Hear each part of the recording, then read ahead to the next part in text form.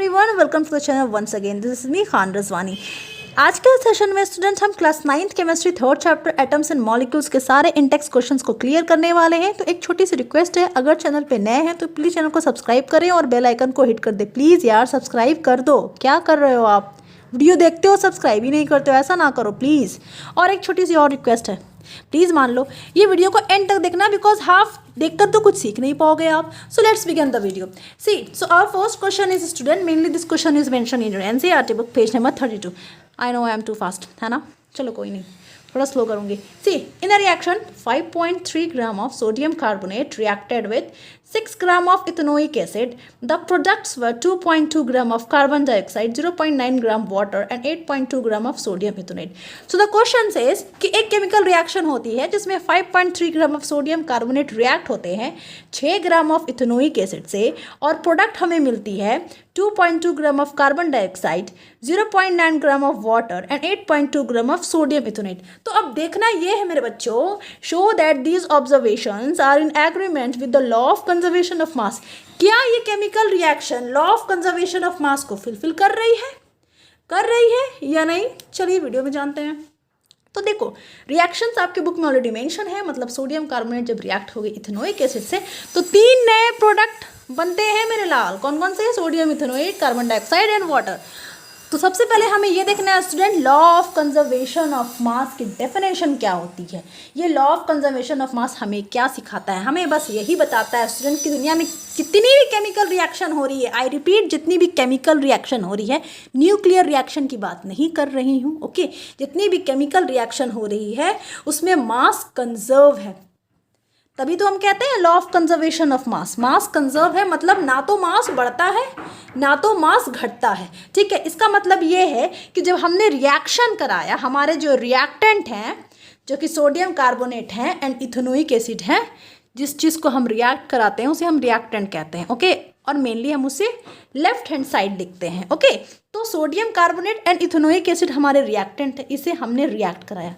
इनका जो वेट होगा, इनका जो मास होगा, इनका जो वज़न होगा, वो हमेशा बराबर होना चाहिए जो हमें प्रोडक्ट मिलता है। प्रोडक्ट हमें चाहे कितना मिले, 3 मिले, 4 मिले, 1 मिले, डजेंट मैटर, बस भैया मास तो इक्वल होना चाहिए। मतलब रिएक्शन से पहले जो भी हमने सामग्री ली थी, ठीक है, सोडियम कार्बोनेट पहली सामग्री ली, इथेनोइक एसिड दूसरा इंग्रेडिएंट लिया, है ना। इन दोनों के मास जितने भी हो वो जब रिएक्शन के मास के टोटल इक्वल होने चाहिए। मतलब सोडियम इथेनोइड के जो मास होंगे और कार्बन डाइऑक्साइड के जो मास होंगे और वाटर के जो मास होंगे, इनके मतलब प्रोडक्ट के मास और रिएक्टेंट के मास बिल्कुल सेम होनी चाहिए, तभी हम कहते हैं कि ये law of conservation of mass को फुलफिल कर रहा है। सी, तो सोडियम कार्बोनेट के मास ऑलरेडी मेंशन है मेरे लाल, 5.3 ग्राम आई हैव मेंशन, है ना।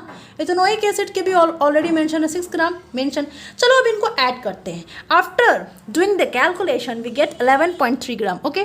चलो अब हमें ये देखना है मेरे बच्चों कि क्या प्रोडक्ट के भी मास जो है वो 11.3 ग्राम आते हैं या नहीं। तो हमने कैलकुलेशन किया, सोडियम इथेनोइट के भी सब बुक में मेंशन है, डोंट वरी, 8.2 ग्राम क्वेश्चन में मेंशन है, ओके। एंड कार्बन डाइऑक्साइड के 2.2 ग्राम एंड वाटर के 0.9 ग्राम, ओके। तो इनको हमने कैलकुलेट किया, हमें 11.3 ग्राम, है ना, मिला आंसर। तो हमने ये देखा कि मास ऑफ रिएक्टेंट 11.3 ग्राम है एंड मास ऑफ प्रोडक्ट भी 11.3 ग्राम है, मतलब LHS इक्वल टू RHS, जैसा हम मैथ्स में पढ़ते हैं, है ना। तो केमिस्ट्री की दुनिया में भी यही होता है मेरे लाल, लॉ ऑफ कंजर्वेशन में, कि मास ऑफ रिएक्टेंट इक्वल होना चाहिए मास ऑफ प्रोडक्ट में, और यही तो लॉ ऑफ कंजर्वेशन ऑफ मास कहता है। ऑल्दो अगर आपको law of conservation of mass को डिटेल से जानना है तो मैंने वीडियो एक सेपरेट से अपलोड कर दी है, आप प्लीज़ प्लेलिस्ट पे जाकर एक्सेस करें, एटम्स एंड मॉलिक्यूल्स में। You will definitely gonna love the video. So see here, दोनों के मास सेम है, तो हाँ, total mass of reactant is equal to total mass of product, है ना। तो हो गया ना, mass is conserved in chemical reaction, mass तो कंजर्व है। ऐसा तो नहीं हुआ कि रिएक्टेंट के मास 11.3 ग्राम हो गए तो मास ऑफ प्रोडक्ट 12.2 ग्राम हो गए, ऐसा नहीं होगा स्टूडेंट, ऐसा हो भी नहीं सकता, ओके। जितना सामग्री हमने रिएक्टेंट के पहले ली थी उतनी सामग्री हमने उसके जितनी इंग्रेडिएंट हमने रिएक्शन से पहले ली थी उनका जो वज़न होगा, उनका जो मास होगा, वो हमेशा इक्वल होगा जो भी प्रोडक्ट आए उनके मास से, ठीक है। और एक बात और, अभी एग्जाम में LHS इक्वल टू RHS लिख कर चले मत आना, ठीक है। ये तो बस एक समझाने के लिए मैंने आपको यहाँ पर लिखा है LHS इक्वल टू RHS, ताकि आपको एक रफ व्यू मिल जाए, एक टिप मिल जाए याद करने का। Okay, so our second question is student, I hope आपको फर्स्ट क्वेश्चन क्लियर हो गया होगा। So, second question is hydrogen and oxygen combine in the ratio of 1:8 by mass to form water. इसका मतलब समझो, देखो हाइड्रोजन एंड ऑक्सीजन जब combine होता है 1:8 के रेशियो में तो वाटर का फॉर्मेशन होता है, ठीक है। मतलब स्टूडेंट कि हाइड्रोजन का मास 1 है 1:8 रेशियो में, एंड ऑक्सीजन का मास 8 है। Okay, see what mass of oxygen gas would be required to react completely with 3 gram of hydrogen gas? अगर स्टूडेंट हाइड्रोजन एंड ऑक्सीजन को अगर हम कंबाइन करते हैं 1:8 बाई मास के रेशियो में, तो कितने ऑक्सीजन गैस की मात्रा चाहिए, कितना ऑक्सीजन गैस हमें चाहिए, हम रिएक्ट कराते हैं अगर 3 ग्राम ऑफ हाइड्रोजन गैस से, तो कितना ऑक्सीजन गैस लगेगा, तब जाकर के एक वाटर का फॉर्मेशन होगा। So simple, the mass of oxygen gas required to react completely with 1 gram of hydrogen gas is 8 gram. देखो इसका मतलब समझो, केमिस्ट्री में क्वेश्चन में ही आंसर छुपे होते हैं। देखो hydrogen and oxygen combine in the ratio of 1:8 by mass to form water. इसका मतलब यही है मेरे लाल कि the mass of oxygen gas required to react completely with 1 gram of hydrogen gas is 8 ग्राम। मतलब 1 ग्राम ऑफ हाइड्रोजन गैस में अगर 8 ग्राम ऑफ ऑक्सीजन आप मिलाते हो तब जाकर के एक वाटर का फॉर्मेशन होता है ना। तो 3 ग्राम ऑफ हाइड्रोजन गैस अगर हम मिलाते हैं तो कितना और ऑक्सीजन गैस मिलाएंगे तब वाटर का फॉर्मेशन होगा। तो ये क्वेश्चन कुछ आपको याद नहीं आ रहा है, लॉ ऑफ कांस्टेंट प्रोपोर्शन, ये क्वेश्चन उस पर ही बेस्ड है स्टूडेंट। सी, तो हम क्या करेंगे, 8 को मल्टीप्लाई कर देंगे 3 से, है ना। The mass of oxygen gas required to react completely with 3 gram of hydrogen gas, that is 8 multiplied by 3, that is 24 gram. मतलब 24 ग्राम ऑफ ऑक्सीजन को रिएक्ट कराओगे आप 3 ग्राम ऑफ हाइड्रोजन से, तब जाकर के एक वाटर का फॉर्मेशन होगा, वाटर मॉलिक्यूल का फॉर्मेशन होगा, है ना। इसमें क्वेश्चन में क्या है कि hydrogen 1 mass, okay, and oxygen 8, मतलब हाइड्रोजन का 8 पार्ट नहीं, मतलब कि हाइड्रोजन का 8 गुना ऑक्सीजन चाहिए तब वाटर बनेंगे, है ना। तो यहाँ पर क्या हो गया, हाइड्रोजन 3 है ना, और ऑक्सीजन कितना चाहिए, तो हाइड्रोजन का 8 गुना, तो 3 मल्टीप्लाइड बाई 8, 24। सो सिंपल, है ना। सो ये हमारा सेकंड क्वेश्चन था स्टूडेंट। प्लीज़ अगर आपको छोटी सी भी अगर डॉट हो तो प्लीज़ कमेंट सेक्शन में मेंशन करें, मैं उस डॉट को क्लियर करने की कोशिश करूंगी। So third question is which postulate of Dalton's atomic theory is the result of law of conservation of मास। कौन सी पोस्टुलेट डाल्टन एटॉमिक थ्योरी की हमें लॉ ऑफ कंजर्वेशन ऑफ मास के बारे में बताती है।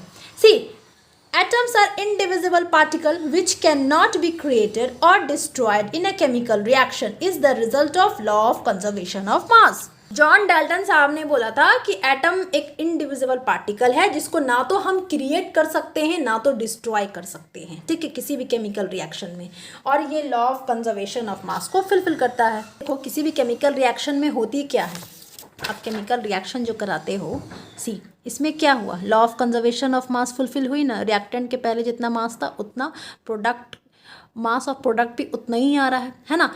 मतलब स्टूडेंट कि ना तो इसमें मास क्रिएट हो रहा, ऐसा तो नहीं है कि यहाँ पर 10 आ गया यहाँ पर 12 आ गया, मास घट गया, या रिएक्शन के बाद मास बढ़ गया, ऐसा नहीं है, बिल्कुल इक्वल मास आ रही है। तो इसी बात को लेके जॉन डाल्टन साहब ने कहा था कि atom can not be created, ना तो हम इसे क्रिएट कर सकते हैं ना इसे हम डिस्ट्रॉय कर सकते हैं। केमिकल रिएक्शन होती किसमें, एटम्स में ही तो होती है ना। एटम्स के इलेक्ट्रॉन जब रिएक्ट होते तभी तो केमिकल रिएक्शन होती है स्टूडेंट। अगर एटम्स के इलेक्ट्रॉन पार्टिसिपेट नहीं करेंगे तो केमिकल रिएक्शन होगी ही नहीं। Okay, see fourth question is अब ज़्यादा डिटेल में जाऊंगी नहीं बिकॉज सबके सेपरेट से वीडियो हैं, आप प्लीज़ प्लेलिस्ट पे जाकर एक्सेस करें. See which postulate of Dalton's atomic theory can explain the law of definite proportion. कौन से पॉस्टुलेट डाल्टन एटॉमिक थ्योरी के हमें एक्सप्लेन करते हैं law of definite proportion. See the postulate of Dalton, कौन से पॉस्टुलेट थे? The relative number and kinds of atoms are constant in a given compound can explain the law of definite proportion. Basically इनकी भी एक separate से video है law of definite proportion की and John Dalton के सारे postulates की. Please playlist पे जाकर एक्सेस करें. सो बेसिकली ये हमारा फोर्थ क्वेश्चन था. So now moving ahead towards the page number 35. Our first question is define atomic mass unit. से mass unit is equal to exactly 1/12 the mass of one atom of carbon 12 is called one atomic mass unit. It is written as capital you से लिखते हैं but इसे हम unified मास कहते हैं. Okay, atomic mass unit के definition क्या होते हैं बस उसको डिफाइन करना है. So simple. Although atomic mass unit की एक सेपरेट से वीडियो है, आप प्लेलिस्ट पे जाकर एक्सेस करें. See second question is why is it not possible to see an atom with naked eyes. हम अपने खुली आंखों से एटम को देख क्यों नहीं सकते हैं? बिकॉज स्टूडेंट एटम का साइज बहुत स्मॉल है. See the size of an atom is so small that it is not possible to see it with naked eyes. The atom of an element does not exist independently. ऐसा क्योंकि atom के जो size होते हैं ना वो आपके सोच से भी परे हैं, बहुत छोटे हैं. सेल से भी, आपके बॉडी जो सेल से बने हैं इनसे भी बहुत छोटे एटम होते हैं. और कई बार तो ऐसा होता है बहुत सारे एटम इंडिपेंडेंटली एग्जिस्ट ही नहीं करते हैं, ये हमेशा किसी दूसरे के साथ फ्रेंडशिप करके एग्जिस्ट करेंगे, है ना. ओके, तो ये बहुत छोटे हैं स्टूडेंट. ना page number 39. See the question is write down the formula of sodium oxide. इस क्वेश्चन में आपको फॉर्मूला लिखने की ज़रूरत है. ठीक है, किसकी लिखने की ज़रूरत है? सी सोडियम ऑक्साइड की फॉर्मूला लिखने की ज़रूरत है स्टूडेंट. तो किसी भी कंपाउंड के फॉर्मूला को लिखने के लिए सबसे पहले उसमें देखते हैं कौन कौन से एलिमेंट मेंशन है. तो सोडियम ऑक्साइड के कंपाउंड में सोडियम प्रेजेंट है एंड ऑक्साइड प्रेजेंट है ना. तो सिंबल ऑफ एलिमेंट, सोडियम के सिंबल Na होते हैं, साइड के सिंबल O होते हैं. ओके, वैलेंसी सोडियम की कितनी है? 1, साइड की 2 है. क्रॉस ओवर करते हैं. ओके, मेनली ये +1 है, दिस इज -2. चार्जेस हम लिखते हैं नहीं वैलेंसी में. Okay, so no need to write a charge. Cross over करा करके Na2O है ना. ये 1 हम लिखते नहीं है बिकॉज 1 ऑलरेडी मेंशन अंडरस्टूड होना चाहिए. ठीक है, 1 हम लिखते हैं नहीं स्टूडेंट. और ये चार्ज हम नहीं लिखते. ठीक है. See aluminium chloride, wait a second, aluminium chloride. Okay, see aluminium chloride में कौन कौन से एलिमेंट प्रेजेंट है? एल्यूमिनियम प्रेजेंट है एंड क्लोराइड प्रेजेंट है. ओके, सी तो हमने सिंबल लिख दिए है ना, इनके वैलेंसी लिख दिए. ठीक है, क्रॉस ओवर कराया Al1 बेसिकली हम लिखते हैं नहीं. Okay, Cl3. ठीक है. सी स्टूडेंट, एल्यूमिनियम के चार्ज +3 होते हैं, क्लोरीन के -1, बट चार्ज हम मेंशन नहीं करते हैं. ओके, तो लिखने की ज़रूरत है नहीं. ये बस एक आपको आइडिया मिल जाए. ओके, सोडियम सल्फाइड किसी सोडियम Na सल्फेट S है ना. तो सोडियम पर +1 होते हैं, वैलेंसी अगर बोली जाए तो 1 एंड सल्फेट की 2. ओके, सो क्रॉस ओवर कराने के बाद हमें Na2S मिला. ओके, अब क्या बताऊँ, इसकी भी एक सेपरेट से वीडियो प्लीज़ प्लेलिस्ट पे जाकर एक्सेस करें. Now magnesium hydroxide, magnesium Mg, इनकी वैलेंसी 2 होती है. हाइड्रोक्साइड OH, इनकी वैलेंसी 1 होती है. After doing the cross over we get MgOH2 whole square, OH whole square 2. Okay, देखो स्टूडेंट, चार्ज लिखने की कोई ज़रूरत नहीं होती है. ठीक है, बट आपको एक समझने के लिए ये मैं लिखती हूँ. इसका मतलब क्या होता है? देखो, Na+ का मतलब क्या होता है? O2- का मतलब क्या होता है? इसका मतलब ये होता है स्टूडेंट कि सोडियम एटम को